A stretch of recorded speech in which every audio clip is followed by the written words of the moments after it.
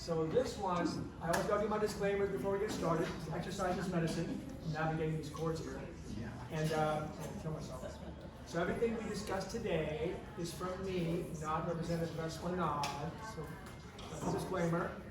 And it's all for educational purposes, not meant for a diagnosis or for any medical advice. There you go. That's my disclaimer. So last time we talked about all the nutritional stuff, which was great. We talked about, overall nutrition. We talked about the vital food plan, elimination diet, which is actually it is recorded on a channel if you guys want to see it in the future. But today is exercise is medicine, and there's a big movement now in the medical world, in the traditional medical world, to look at exercise as part of a therapeutic recommendation, like a prescription, to help prevent and even deal with pretty much most major chronic diseases. And we'll talk about that today, in terms of now this is where I'm going to give some of the background, but these two ladies here are going to be experts in the long run, right? So in 2 weeks, I think they're going to come back, right? I think. I am. Or one of you two are going to come back. Yeah, you're here. She can do it with me. Yeah, like a little exercise, like practical aspects, practical applications. I think it's really, so we're going to do a lot of that. So I'll present in the second Wednesday of the month, and then Dale Esplanade will present in the fourth Wednesday of the month.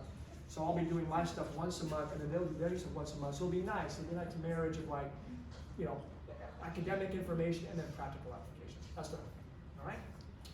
So in this, what I'll be talking about today, I'll be talking about types of exercise, and actually a question of can exercise be harmful?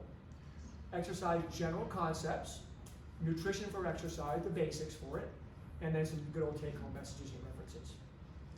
So let's start with types of exercise. And they'll be bored for this stuff. So anyway, there's different types of exercise I like to look at. There's aerobic training, which is the classic cardiovascular, metabolic management type of training, which we'll get into in a moment. There's strength training or resistance training, we all know that. And there's balance training and flexibility training. And I'll be giving you some sample ideas of things that you can do in each one, like sample programs. Of course, they can expand a ton more, but I'll give you some basic ideas of what those can look like for you. So aerobic training, there's two major schools of options that we talk about. The most classic, traditional that we've all known about is we will do what they call continuous aerobic activity. So it's typically we see benefit when we're doing 20 minutes of what they call 20 minutes or more of continuous aerobic activity 3 to 4 times a week. Typically that can, depending on how much energy consumption you want to have throughout the process, but typically it's brisk walking, running, elliptical, swimming, rowing, what have you. Those are your classic. And the thing about the traditional aerobic, it's a constant. It means that you're not changing your intensity throughout the process, you're keeping it pretty consistent, and you're keeping your heart rate targeted pretty consistently. That has been the classic training for many, many years. It's the most popular and probably the most convenient. Most people will probably do at least 20 minutes. They'll go up to more than an hour. Studies suggest that more is not necessarily better. You don't have to do more than 45 minutes to an hour of continuous aerobic training. As a matter of fact, if you just do even 20 to 30, you can get equal benefit than doing much more. Sometimes when you actually over-exercise, which we'll talk about in a moment, you actually get what they call diminishing returns. You start getting too much breakdown, too much physiological stress, and you start seeing some negative consequences of too much exercise. Like marathon runners are great, but I would say one and done for most people. Now, people will argue that, people will contest that for me all the time, but in terms of our bodies, we're not designed to run 26 miles straight. I mean, most people aren't.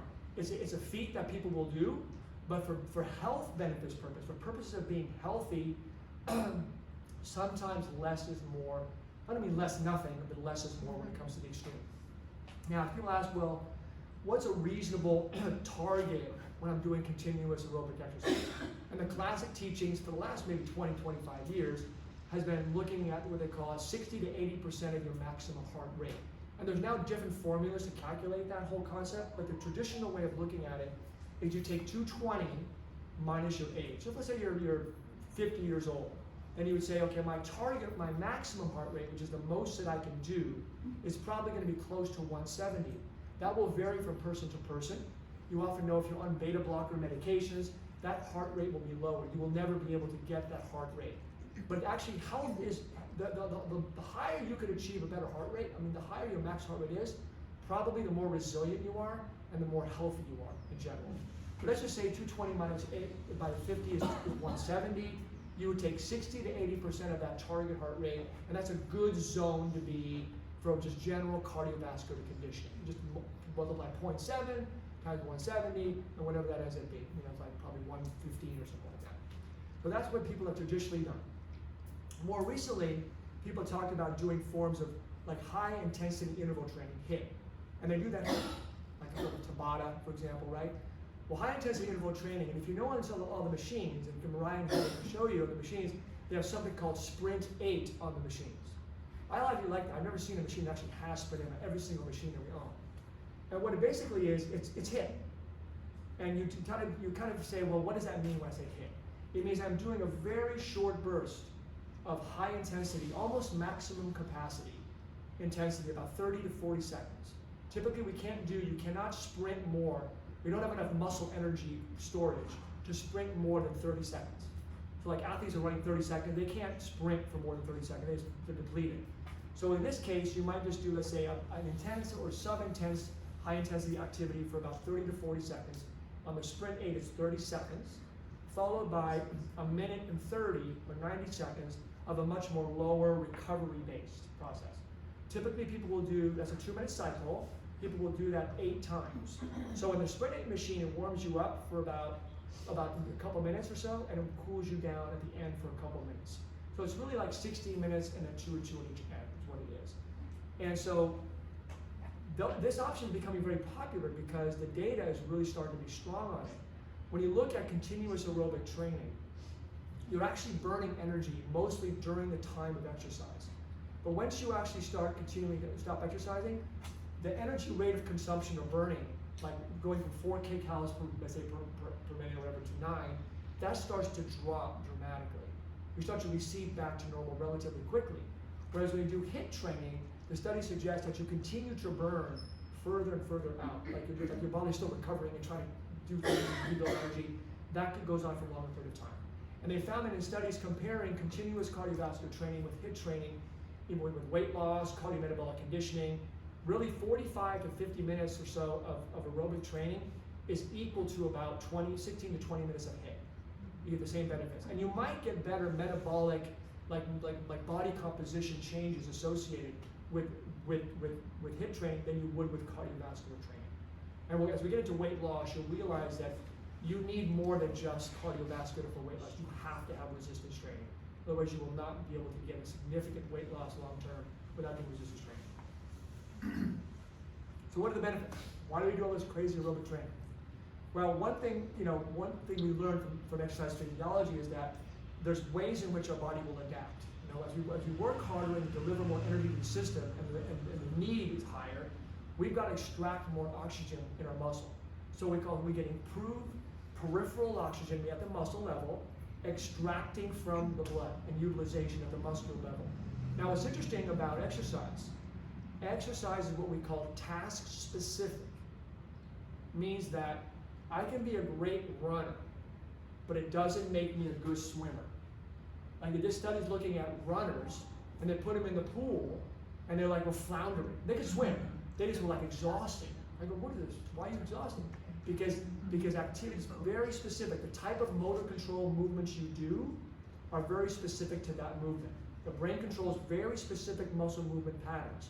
So if I want to do things that are very useful for my life, then you might want to do like walking, running, lifting, maybe doing stair climbing, things that are specific to what you ultimately want to do.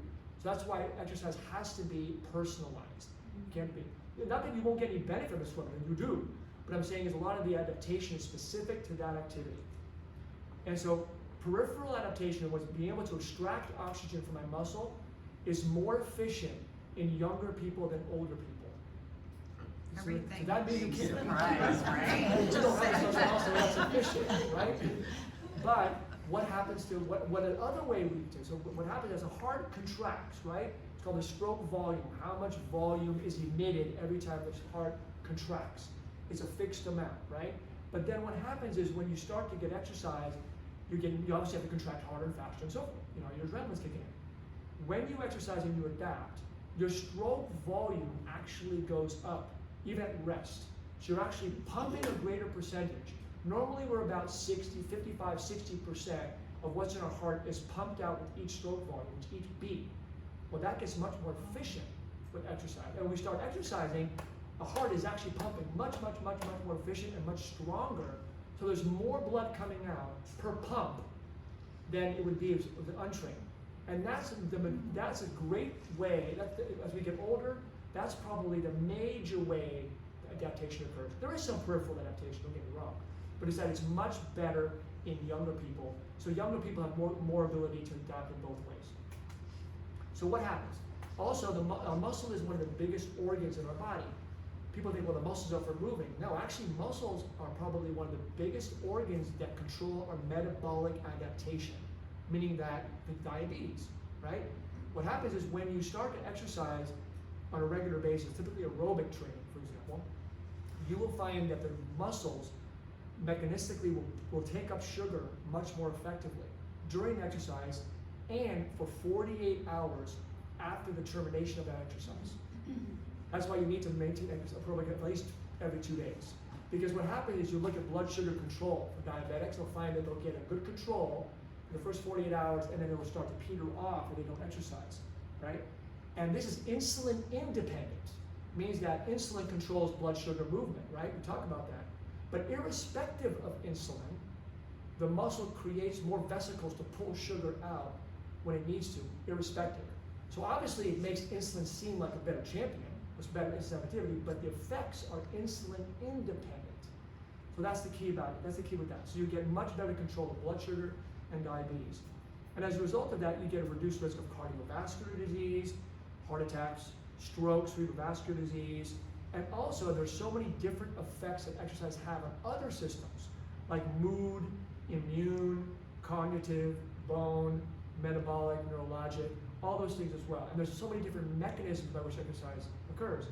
There's so many chemicals secreted by muscles called myokines and brain-derived growth factor that when we exercise, we're producing all these great chemicals that actually signal the rest of the body to do all the good stuff, to improve our immune system, to improve our brain health.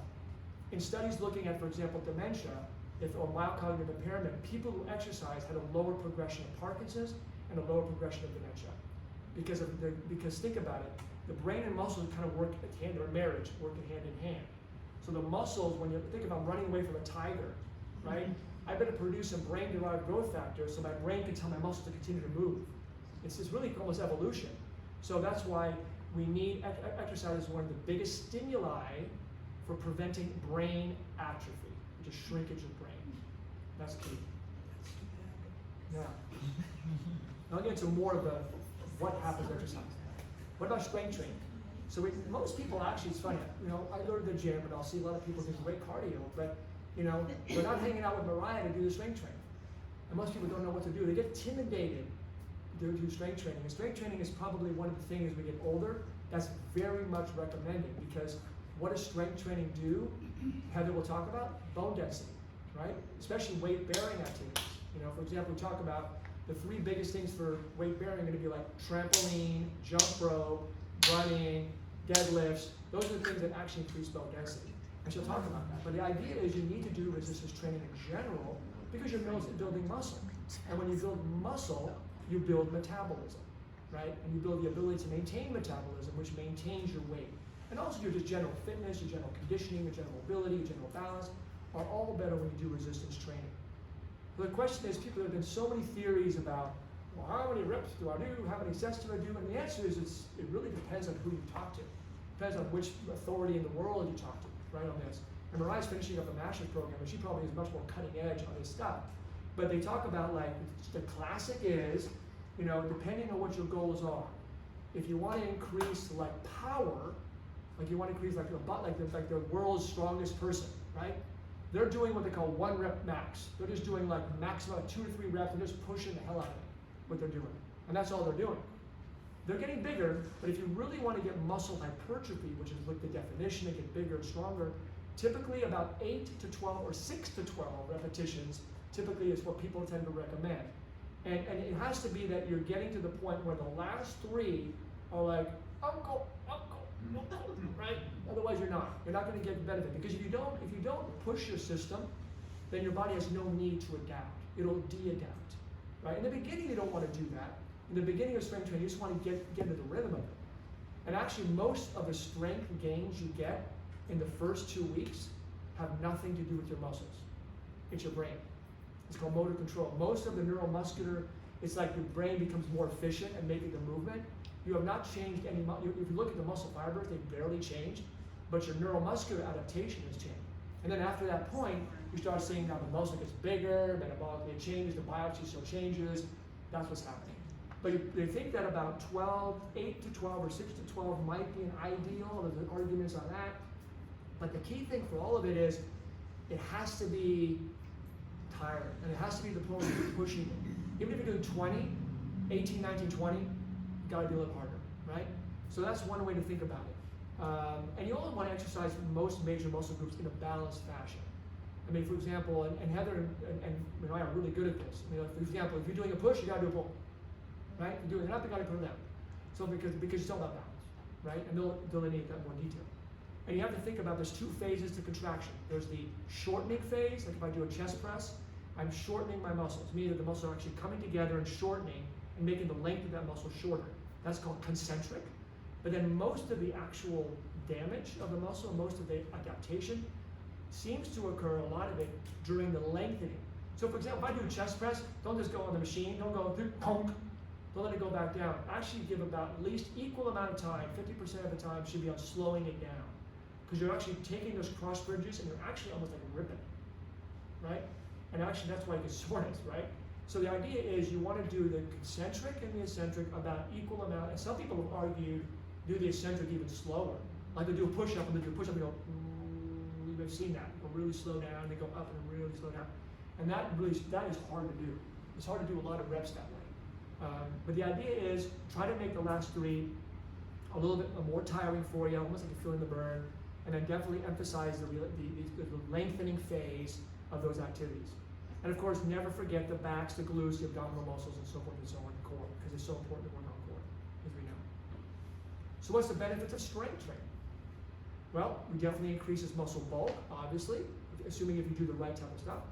Allowing for a higher metabolic rate, because if you have more muscle, muscle burns more than fat, as we know. And remember, as you build muscle, don't necessarily look at the scale. Don't stay on the scale, right? I mean, Arnold Schwarzenegger in his prime, Nick Bosa on the Niners, he's like 260 pounds, 6'4". His BMI is probably 40. He's obese, right? No. That's why you need to look at BIA.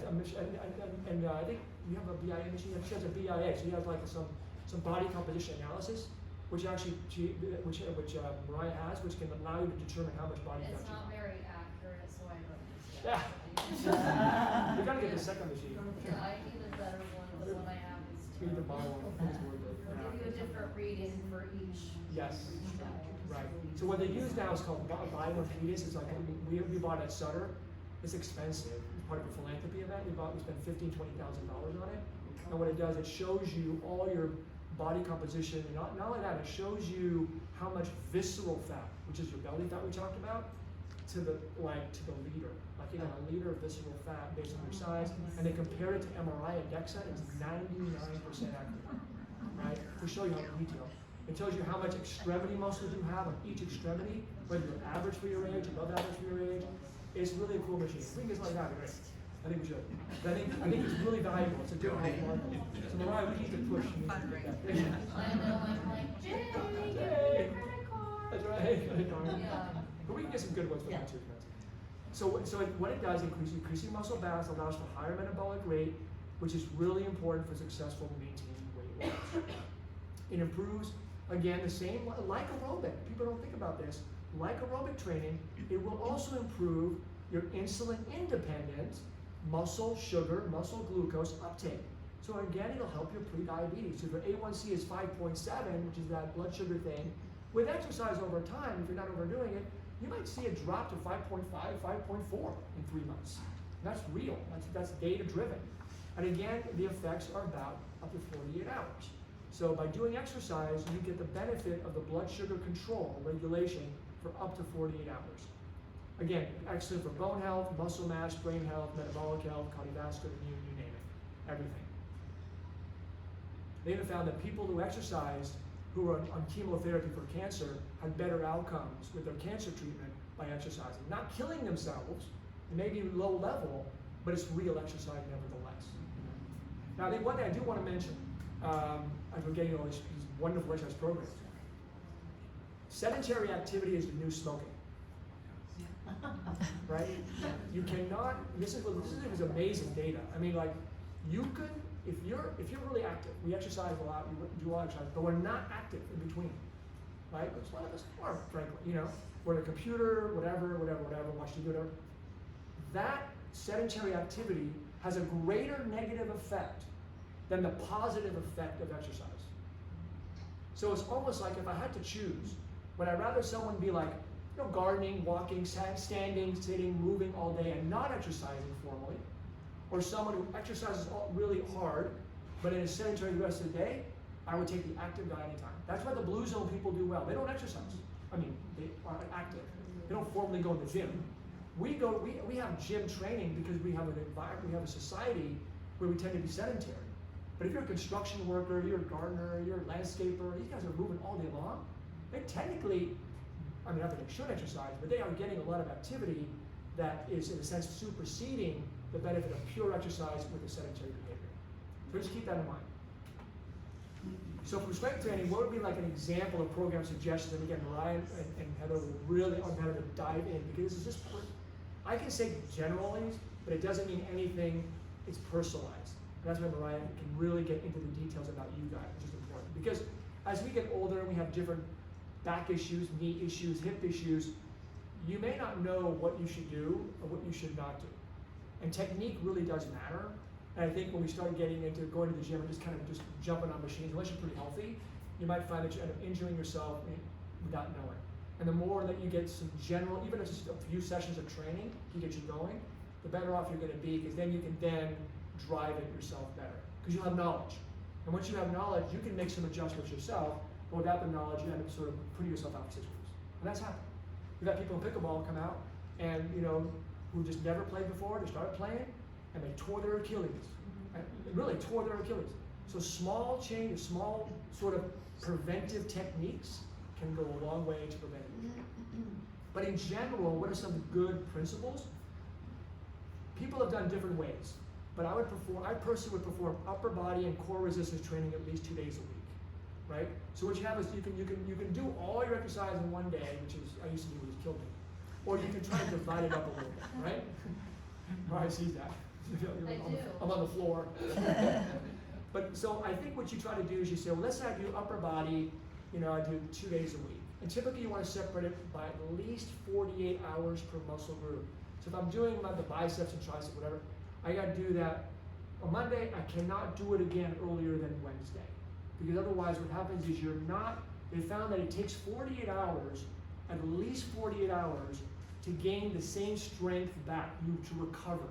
Because if they did it before that, their maximum ability is lower than when they started, because they're not recovering.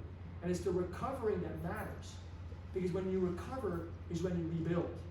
And if you can't properly rebuild, then you keep exacerbating inflammation, more damage, and it makes it hard to get the benefits, right? So at least 48 hours is what you do. So let's say you do upper body, you know, 2 days a week with core, and then you may do lower body 2 days a week as well. So maybe 4 days a week total. Like I say, you do Monday and Thursday, and then Tuesday, Friday. Like that, Monday, Thursday, Tuesday, Friday. And then typically, again, we'll perform each repetition relatively slowly, 1 second of concentric, 2 seconds of concentric. So actually, I said 2 seconds of concentric, which means do this for 1 second, and then this for no. Push for 1 second, and then relax for 2 seconds. And then superset approach is a good way. Superset means you do, let's say if I do a push, and then I'll do a pull. So a little I go to the gym sometimes, I'll do the chest, and she's on the pulling machine, and then we rotate. So you do 1, 1, 1, 1, 1, 1. Because you want to rest at least about 1.5 minutes per set for each muscle major group, because otherwise you don't have enough time to recover in between. If you try to shrink it too much, then you won't get the full recovery. Some people decide just to maximize and keep doing it, but typically you want to make that set recovery be 1.5 minutes. You can sit there and wait 1.5 minutes, or you can go to another muscle group and do something different and be more efficient. A lot of times that's how we do it. Always emphasize full range of motion and proper form. This is where Mariah can be helpful and Heather. Because I like the functional trainer machine, you know, that one that's kind of against that wall there. It's got all the little cables you can move up and down. I like it because it's using, you're activating your core. Like if I do chest press, you know, on that thing, I'm actually in a position where I'm actually activating my core while I'm doing my chest, which is more specific to what I do every day. If I'm lifting something or pulling something, I'm not doing it sitting in a chair, right? So I do both. I do a little bit of the functional trainer, and this is where Mariah and Heather can kind of help you figure out what's best for you. Warm up before starting. People say, what's a good warm up? You know, typically getting blood flow to the region. It's interesting when you do a lot of very aggressive, ballistic movements and strength training movements. The type of stretching, like static stretching, isn't the way to go because it loosens the muscle too much and you're injured more likely. And we talked about in pickleball. If I'm a pickleball player, and especially if you're a fast pickleball player or a racquetball player, you're running back and forth, or a rugby player, and you do static stretch beforehand, you take those tendons and you loosen them, which is fine later at the end of the day, but now I'm looser, so all of a sudden I'm more loosey-goosey and I injure my muscles, right? And Keith Barr, who's like a UC Davis professor, at UC Davis of exercise physiology, looked at this research and said that, you know, let's look at the science of stretch, and he found that really it's about depending what you do. If I'm doing a lot of agility, like dancing and gymnastics where a lot of loosey-goosey is needed, then stretching is good. But if I need like a lot of very tight strength muscles, I should do more warm-up. I should do more functional movement, bouncing, moving, warming up the muscles, things that are more more ballistic than doing just stretching beforehand. Stretching is good, don't get me wrong, but when you're trying to do an activity, you have to be careful about stretching before, because that might cause an injury to that activity. But afterwards is fine. Afterwards is fine. So an example here, you have this in your, I think you have the slides. So like day 1 and 3, upper body, you might do 3 sets of 8 to 12 reps of like chest press or and standing rows. You can do it either on the machines if you want, or you can do it on the functional trainer. You can do 3 sets of 8 to 12 reps of lat pull down, which is this way, again on the machine or the functional trainer. And then shoulder press, you can kind of do this way on the machine, mostly the machine, or even the functional trainer, depending how you want it. Or you can do free weights as well, whatever you want to do there. I just put those for simplicity. Abdominal crunches are good. You can do it on the floor. You can do it as part of the machine. You know, 3 sets of 20 is great. Or you can do floor planks if you feel like you have a hard time doing a lot of flexion extension in the back. A floor plank really activates your belt a lot.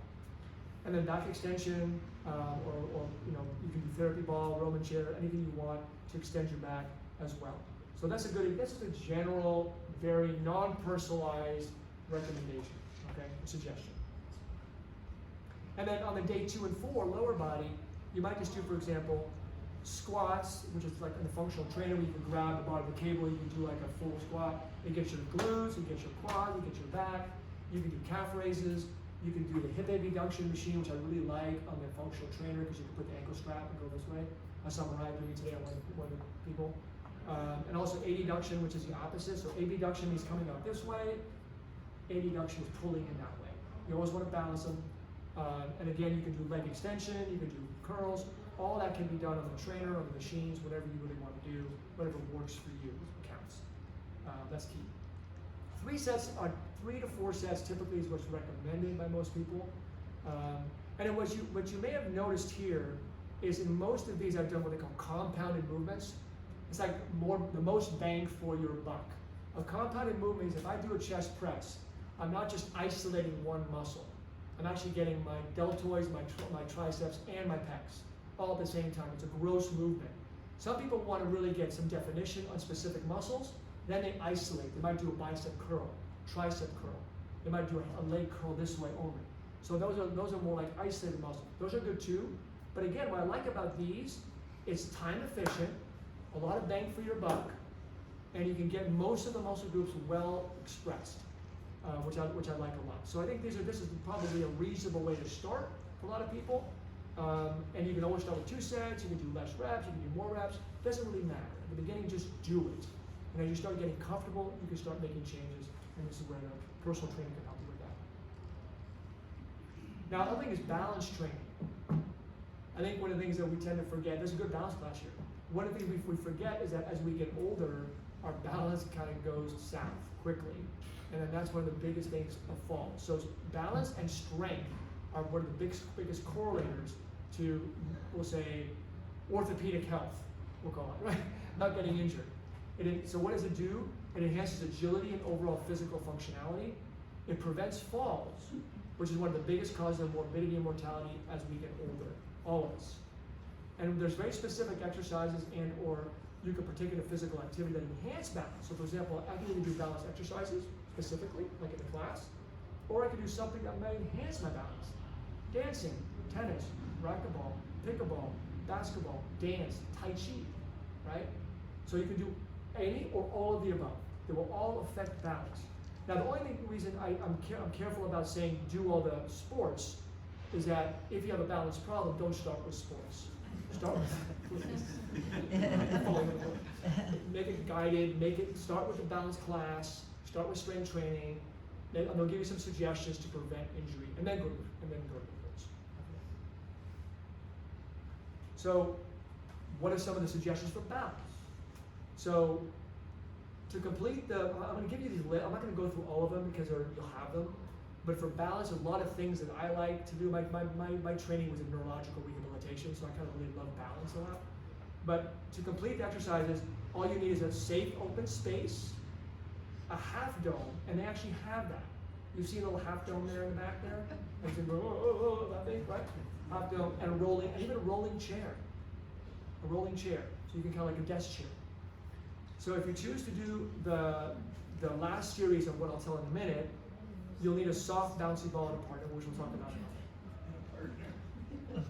Feel free to repeat all the exercises that you'll see quickly, up to 3 times in one session, because it goes really, really quick. These things don't take very long. And you can perform maybe 2 to 3 sessions per week as needed. And you'll see that this stuff can really help. And they do a lot of the things that I described, they do a lot of them in the balance class. The full program of balance, if you just do it on your own, should maybe take anywhere from 10 to 30 minutes, depending on how many times you repeat it. And again, find a space where you can hold on to something. Because invariably, you'll want to fall. Not want to fall, you probably will fall. So have a mat, have a carpet area, have a bar, have a wall, have a couch, because you'll find that you will get a little dizzy with some of this stuff, and you might even almost fall over. So just be a little bit careful in the beginning when you're doing it. So one of the things I think is a big area is vestibular exercises. Vestibular means inner ear balance. Everybody knows the word about vertigo and dizziness. One of the things that came to me a lot as a neurologist said, well, I get dizzy all the time. So what do you mean by dizzy? Explain that. Typically they'll say, well, when I just go, I'm walking and I just turn quickly, I feel like I'm just thrown off a little bit. I feel like I'm a little drunk a little bit. And hearing loss? Yeah, okay. Hearing and balance are the same organ, right? So what happens is, as we get older, there is a 60% over time degeneration of the inner hair cells in our vestibular system as in our ears for hearing. So what happens is that we have three senses in our body that control our balance. Does anybody know what they are? Good. And then proprioception, position sense, and not hearing, but balance. Right? So imagine we have 3. And what processes that information? What takes that information and processes all those balance networks? Your brain, right? So you can have the best hearing, the best sight, and the best sensation, but if your brain sucks, you start having a balance problem. Your chip is gone. Right? Stroke, MS, right? All those things. But a lot of people, their brains are pretty good, but their ears start to do that. So what happens is now you're in the shower. Okay? I've got 3 things, right?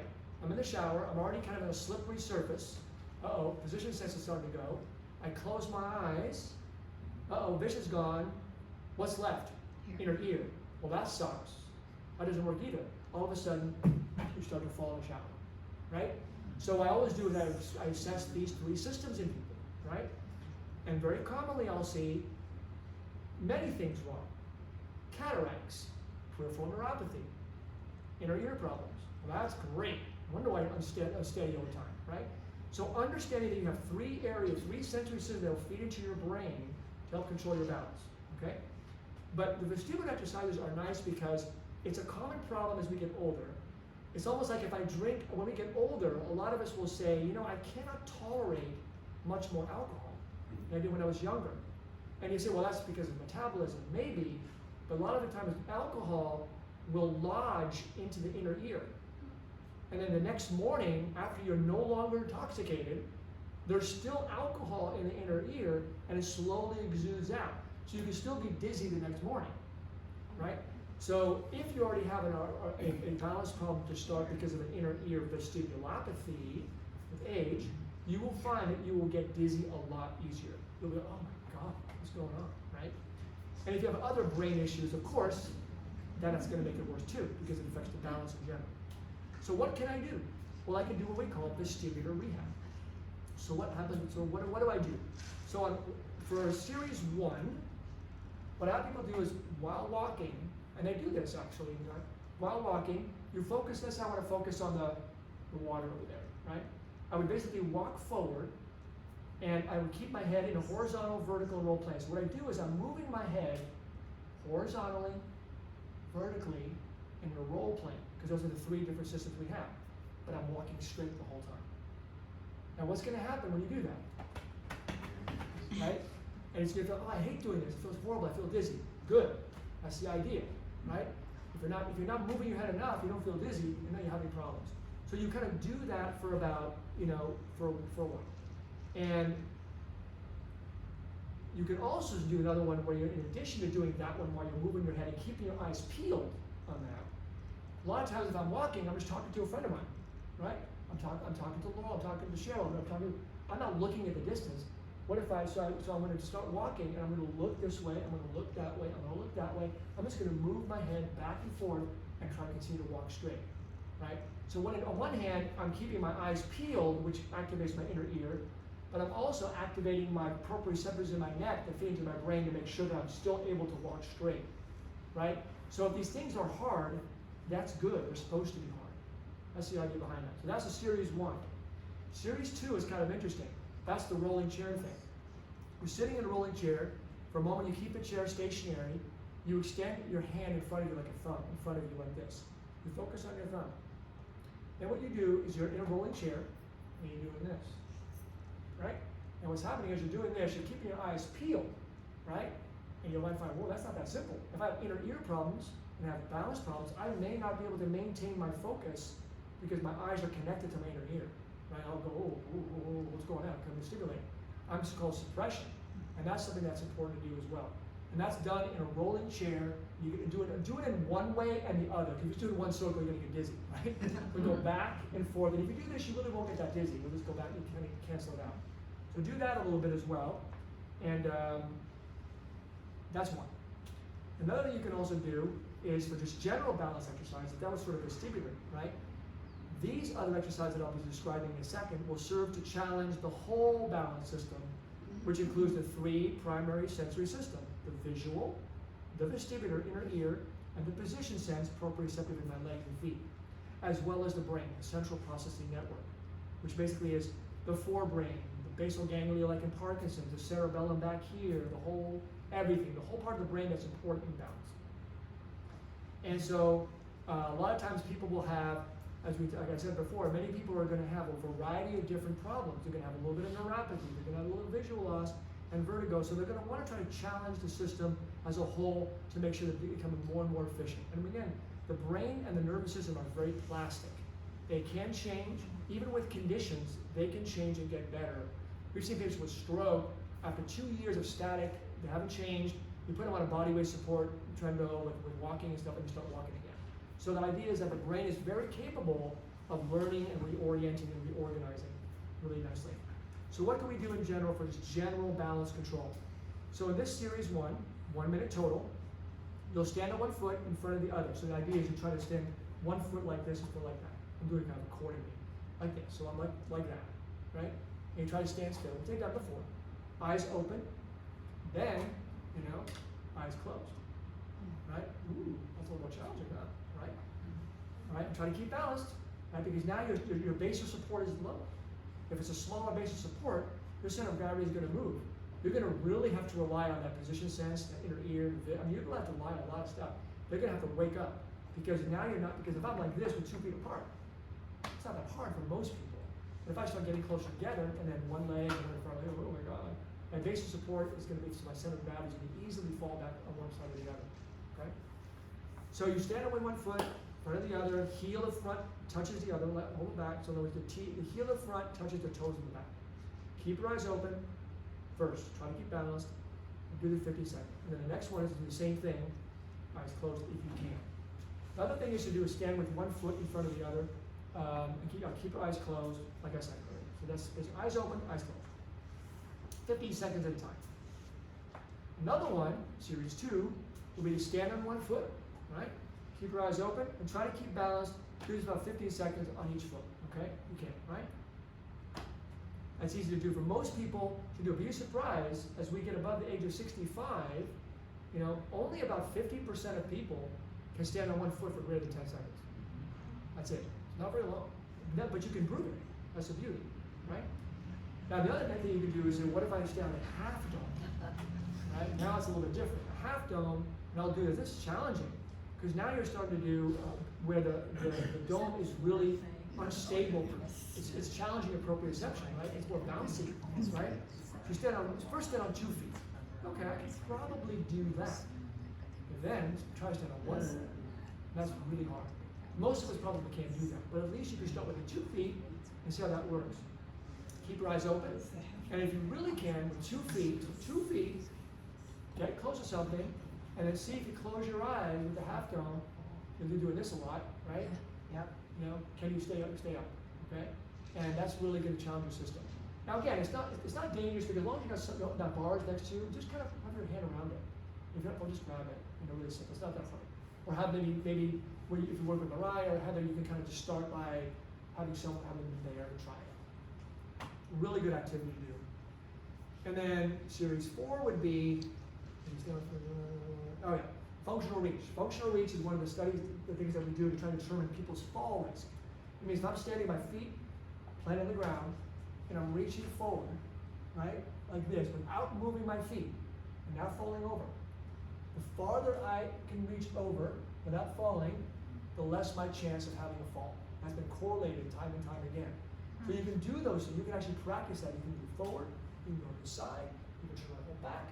The idea is you're taking your center of gravity, pushing it out of its comfort zone, while still maintaining all the muscle activation from your brain to hold you back. Preparatory set. That's all really important. So those are things you can definitely do, not hard to do. It's all described here. You have all the slides for that. And then you can do another thing where you take a medicine ball and then play catch, right? Medicine ball, play catch, throw it to the left, throw it to the right, throw it low, throw it high, catch it this way. Maybe doing the medicine ball with 2 feet together. A gentle catch this way, like that, right? Again, you're catching something that the ball is throwing you off balance. It's perturbing your system. And your brain is having to preparatory keep a center of gravity controlled while you're being thrown off. That's life every day, right? That's why these things are so important, because we don't think about that. It's because if you're going to someone and you're kind of at a point where you're being thrown off for something, you'll catch yourself because you're training yourself to do that. These are all activities that have crossover and carryover to everyday life. And the last is flexibility training for this. General stretching helps flexibility, range of motion, and general mobility. Pre-activity, like if I'm doing an activity right before that, slow progressive stretching may help improve performance in activities that require a lot of flexibility, like dance and gymnastics, right? I need that little loosey-goosey to be flexible, right? Great. But stretching before a rigorous power, speed requiring activity like football, rugby, basketball, tennis, sprinting, and sometimes even pickleball, if fast enough, right, has not been shown to prevent injuries despite the perpetuation of information to the contrary. Has not been shown, right? As a matter of fact, the contrary may be true, because pre-activity stretching may reduce the maximum power output for the muscle you're trying to activate, because it's stretched, right? Again, more specific. So do warm-up, do jumping back and forth. If I'm going to do pickleball, I tell people go run forward, go run backwards, go lateral movements, do jumps, right? do things that are more like the activity. Maybe do a little warm-up. That's great, But to just do a general stretch, I don't think it's going to do anything. As a matter of fact, it may be worse. So the idea is that when you're doing these type of rigorous power activity, do warm-ups that are functionally similar to what the activity would be, but much less intense. Now, what about, can exercise be harmful? It's important to know that exercise is a controlled stressor, right? The body is a dynamic, what are we talking about? The body is a very dynamic organism, right? It constantly reacts to changes in its environment that pushes it away from homeostasis, its central feeling comfortable, and we have to recoil back to normal, to homeostasis, right?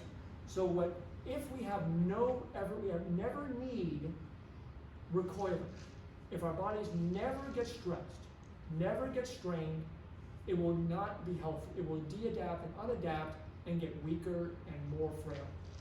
So exercise is one of the best ways we can challenge our body and throw it off so we can adapt for a better day, right? But if we exercise too hard, for example, let's just say I have people come to my clinic, typical guys in their 30s or so, and come and they go, I'm exhausted. And they're like athletes, they're like, guys, you're athletes, right? And they were saying, I just got no libido, my testosterone's in my tank, I have no energy. I said, so what do you do? Well, I work out at the gym 2 hours a day, I pump weights, I'm a power lifter, I do maybe a little aerobic once, a couple days a week, I work out, I'm a financial planner, and I eat mediocre, I sleep like crap, the typical story, exactly. But obviously they have too much stress in their lives to be able to manage another controlled stressor, right? Because when you exercise, you produce inflammation. That's what happens, especially in the tearing exercises. You produce inflammation and free radicals, which is the body senses as a threat. And when the body senses a threat, it says, I better do one or two, either I'm going to die, or I better get stronger. And the idea is, if you're not too sick and you exercise right, you will get stronger and more resilient, right? So with strength training, the muscles get stronger, more adaptive. In metabolic training, aerobically, energy deficiency, you get more metabolically stronger, right? That's the idea behind it, right? But if I'm really sick, if I have poor nutrition, poor sleep, emotional stress, too many drugs, medications, right? If someone I put up on a statin who already gets CoQ10 depletion by 30%, you go on and do exercise, they go, oh my God, muscles are killing me, what's going on, right? I'm not anti-statin, I like statins. What I'm saying is, be aware that sometimes when you get depletion from medications, from nutrients, it'll put you at more risk for these harmful things that can occur from exercise and other things you might do. So for some people, like my patients who have chronic fatigue and fibromyalgia, can you just walk for me? Do some chair activities? That's enough for you. That's your zone. That's going to be your sweet spot for you. That's like, marathons, runners, 20 miles, for them. That's where they need to be. Because if they go over, they feel horrible, right? And what would they feel? What would we feel if we overtrain? Gut. All the stress physiology, all the cortisol, all the adrenaline, which is too high, causes gut barrier dysfunction. So now all of a sudden your gut barrier starts to get leaky. We talked about leaky gut, right? And that causes all that inflammation locally and around the rest of the body. Autoimmunity, inflammation, feeling like a flu-y, right? That type of stuff. Immune alterations. Exercise in general improves the immune system. But high intensity exercise, high intensity blood, in a patient who is not feeling well, will cause a depression. You see, if you look at a marathon runner, after the marathon, typically their immune system is defective for about 2 weeks. Right? Makes sense, because you run 26 miles. Right? You just trash your system. Now, most people are strong enough and resilient enough to recover. It's great. But understand that these things can happen as well. What else do you feel like? Inflammation. More inflammation. You mentioned that. Fatigue, muscle soreness. Muscle soreness after exercise is normal. Persistent muscle soreness after days to weeks is probably a little bit over the top. Hormonal imbalances, right?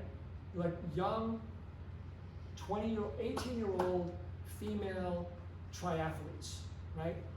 Who work their asses off. They work hard. They try to keep they don't try not to eat very much for obvious reasons, right?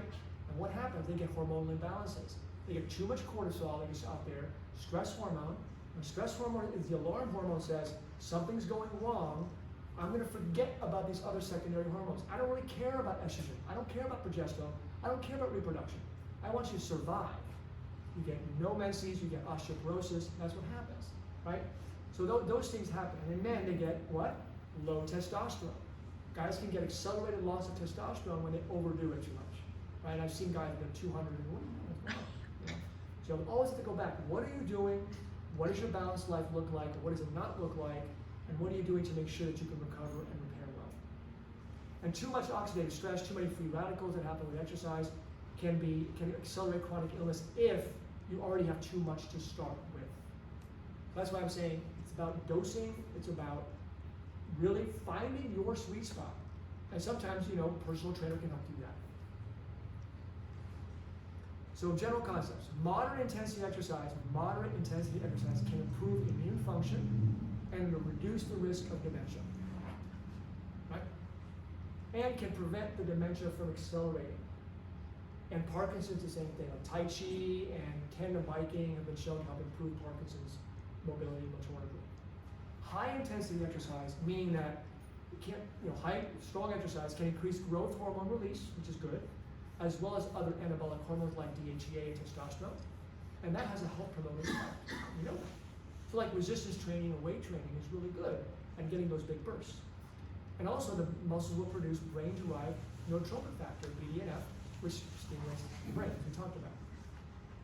The adaptation to different types of exercise, which results from the exercise-induced inflammation. So if I'm exercising, I produce inflammation, I produce these funky free radicals, right? Or I produce a lot of metabolic stress. What do I mean by metabolic stress? If I'm doing aerobic training and I'm burning my energy, I'm depleting my energy, right? My gas tank is getting empty. The depleted energy is a stimulus for the body to go, I'm running out of energy. I better be more efficient at my fuel, my mitochondria, my fuel production in the future. So if I do aerobic training, especially if I do it when I'm fasting, I'm creating a very large energy deprivation stimulus, right? And that stimulus is a biochemical stimulus to say, oh crap, I gotta do something. I mean, if I'm gonna, I don't want this to happen again. So it all of a sudden gets you much more efficient at taking up sugar, more efficient at breaking down fat, more efficient at building energy, mitochondria.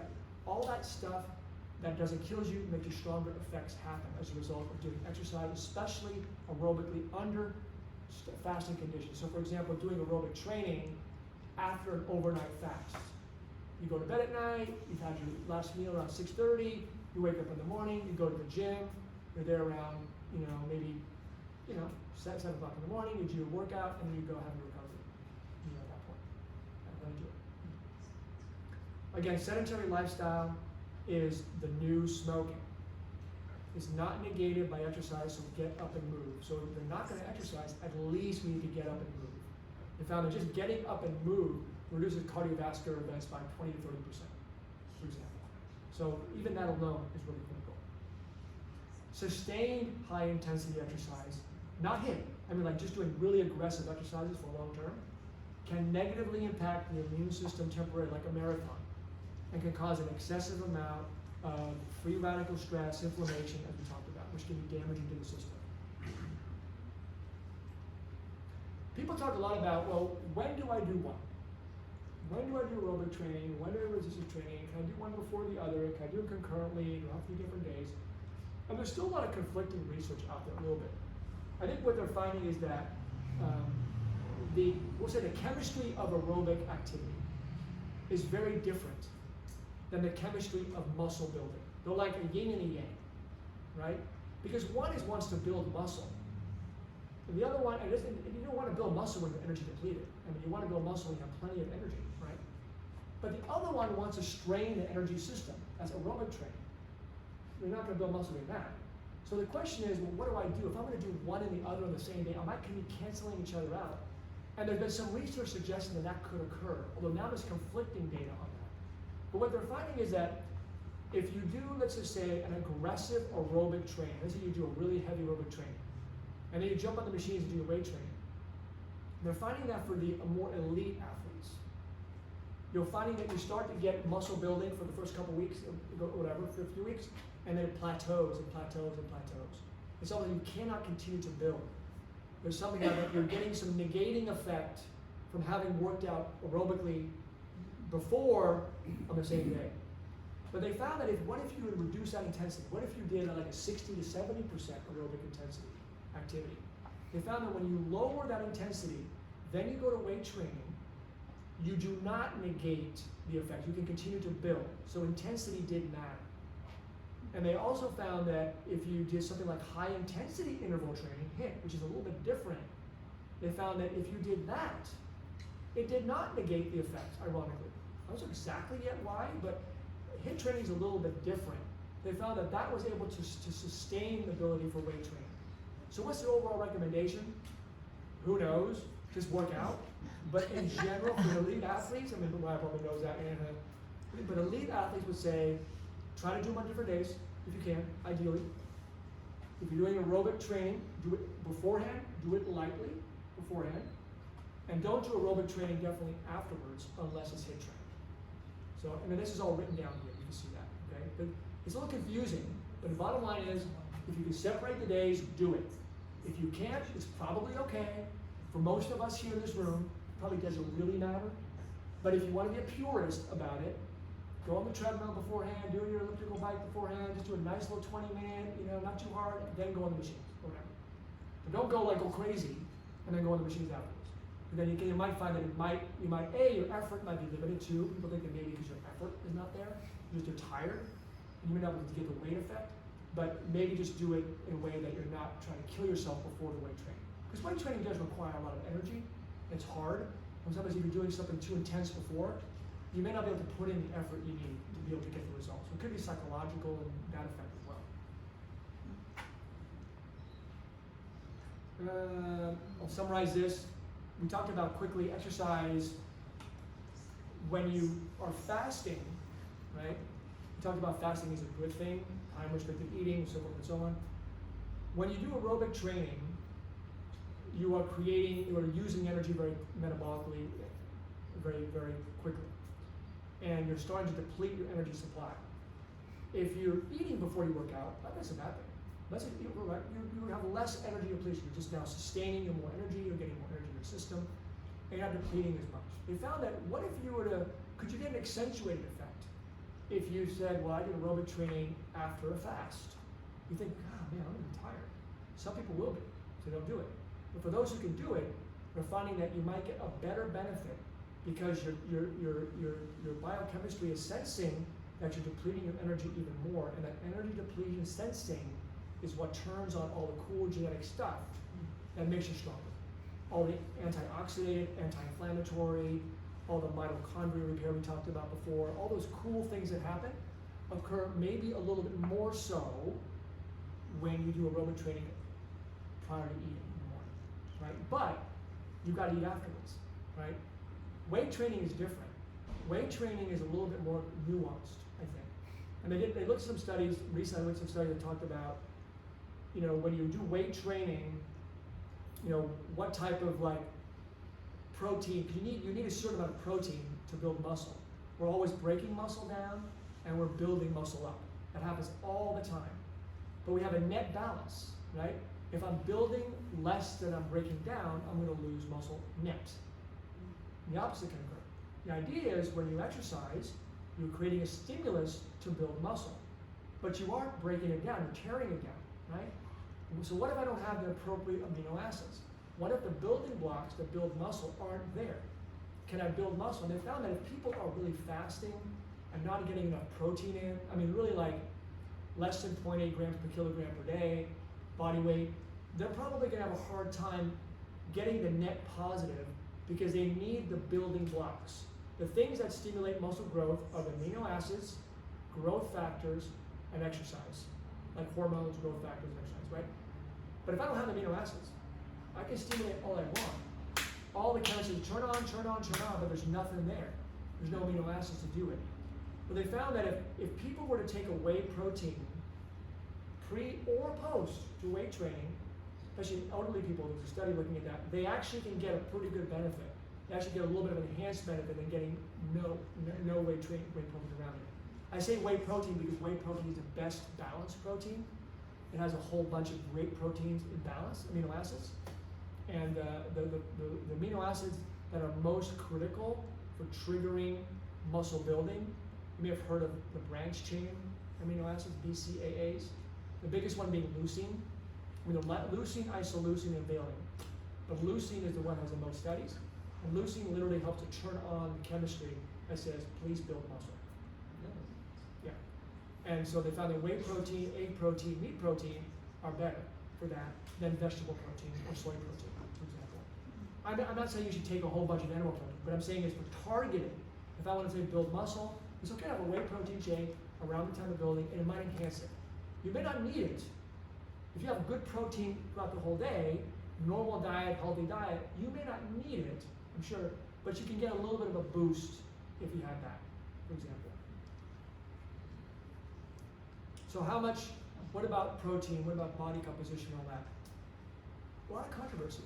As we get older, some of the blue zone studies show that, at least observationally, that people who have protein restriction live longer. So, okay, why is that?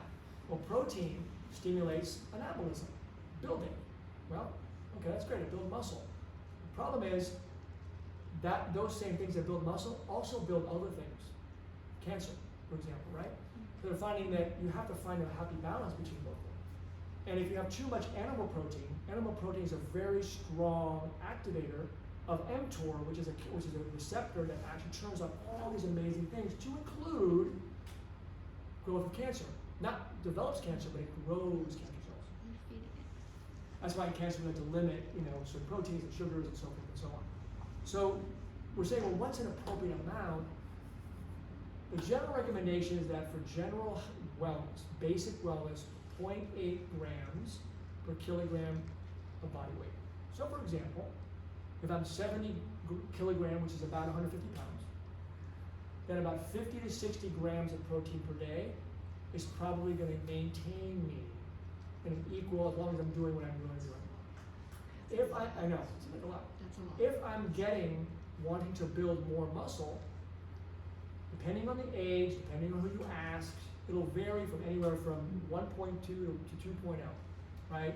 Depending on for us, I don't think I'd recommend that. Because again, it's like, well, can I consume that much? I really want to do that.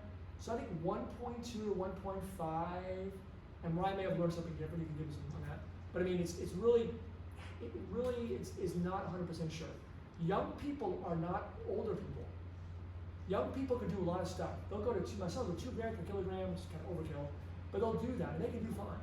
But we're no different, Maybe I'll take to 50, 60, 70, we have to be more careful, right?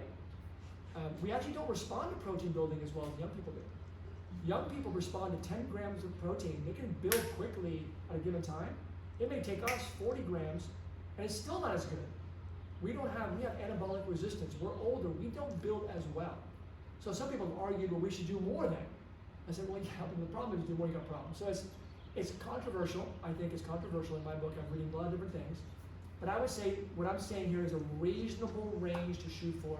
And for general wellness, 0.8 grams per kilogram. For building muscle, I would consume more.